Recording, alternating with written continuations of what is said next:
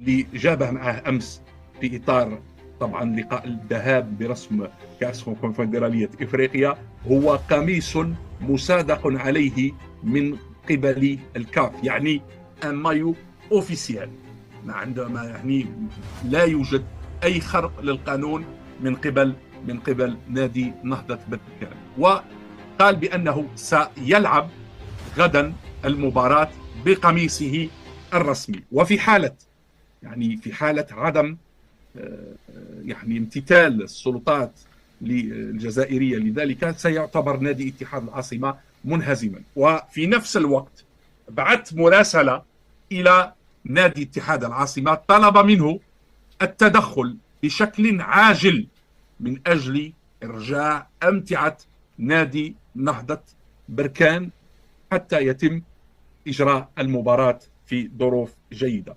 طبعا العصابه نتاع العسكر هذه المافيا اللي تحكم في الجزائر افسدوا هذا العرس الكروي بتصرفهم، يعني حتى النفسيه نتاع اللاعبين. يعني انا متيقن بان نفسيتهم ماهيش مليحه، يعني ماشيين يلعبوا ماتش دو فوتبول وداين معاهم امورهم، يخلوهم في المطار اكثر من 10 ساعات. هذه قله، يعني يديروها الناس قلال الاصل، لان هذا العصابه لو كانت تحشم على اسم الجزائر وكان فيهم الناس فيهم المروءه ما يتصرفوش بهذا الشكل مع نادي. توش تقول له انت اقلع دير بالسكوتش غطي خريطه المغرب، شكون غادي يقبلها لك؟ هذه شكون غادي يقبلها لك؟ ولا ديروا اعلام بوليزاريو باش ترضوا عليهم يدخلوا يلعبوا الماتش دو فوتبول. كانوا يتحججوا الابواق نتاع عصابه العسكر هذو، هاد المراد هذو المراد بسيشيكمون هذو اللي مرضهم هذا النظام. قال لك امتثال لقوانين الجمهوريه. واش قانون قوانين الجمهوريه هذه واش تقول جيبوا لنا هذه الماده ولا هذا القانون اللي يقول باللي اللي التريكو اللي يكون فيه الصحراء المغربيه يدوه عليه الحبس. غريب هذا الامر، غير مقبول، غير مقبول. يا تبونوا يا شنقريحه، روحوا تريحوا في دياركم، راكم بهدلتوا بالبلاد. هذه فضيحه، الشيء اللي وقع امس فضيحه على جميع المقاييس. يعني كملوا المعارك نتاعكم السياسيه والاقتصاديه والدبلوماسيه والعسكريه، انهزمتوا بجميع هذه المعارك، جميع هذه المعارك انهزمتوا فيها. قال لكم غير تريكون تاع نادي نهضه، يعني لو مايو فوت تاع نادي نهضه بركان، قميص تاع النادي الكروي المغربي، باش تمروا الرسائل نتاعكم. راكم ديتوا كف من عند عصابه، من عند الكونفدراليه الافريقيه لكره القدم، عطاوكم كف اليوم. ما تحشموش، يعني حبيتوا تفرضوا انتم على المغاربه انهم يغطوا الخريطه نتاع بلادهم. هذا غير معقول، هذا غير معقول. وانا كنت في الصباح اقترحت بكل صراحه، اقترحت انه يجب على الهيئات الدوليه الكرويه بالاخص ان تاخذ بعين الاعتبار المعيار نتاع العلاقات الدول ببعضها البعض. هذه الدول المارقه، نعم، عصابه العسكر حولت الجزائر الى دوله مارقه، بل اكثر من ذلك. ما عادش عندنا احنا دوله، ما راهاش عندنا الان دوله.